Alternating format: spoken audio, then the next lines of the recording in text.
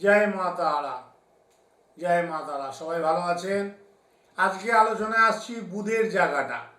এই বুধ গ্রহ যদি খারাপ থাকে, কনিষ্ঠা কেনু আঙুলটাকে বলা হয় বুধ।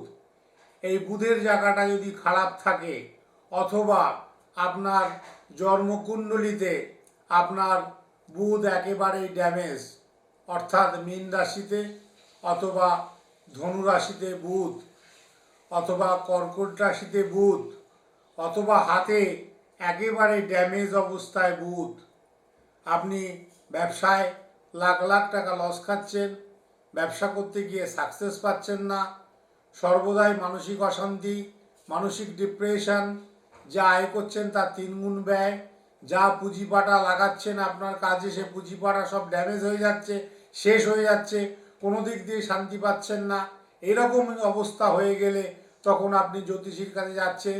জ্যোতিষী বলছে আপনার বুধের অবস্থা ভয়ানক খারাপ, তাই আপনি জীবনে ডেভেলপ করতে পারছেন না। কি করবেন? মহিলা হলে বা হাতে পরবেন দুটো করে বিদ্যাধারকের মূল ধারণ করবেন। বা হাতে সবুজ সুতো দিয়ে মহিলা হলে, পুরুষ হলে ডান হাতে সবুজ সুতো দিয়ে 2 করে বিদ্যাধারকের মূল ধারণ করবেন বুধবার। আপনার দুঃখ দুর্দশা কষ্ট কেটে যাবে এবং আপনার ব্যবসা বাণিজ্য আগের মতো হয়ে যাবে এবং ভালো থাকতে পারবেন, উন্নতি করতে পারবেন এবং 10-এর মধ্যে একজন নামদার মানুষ হতে পারবেন। জয় মা তারা।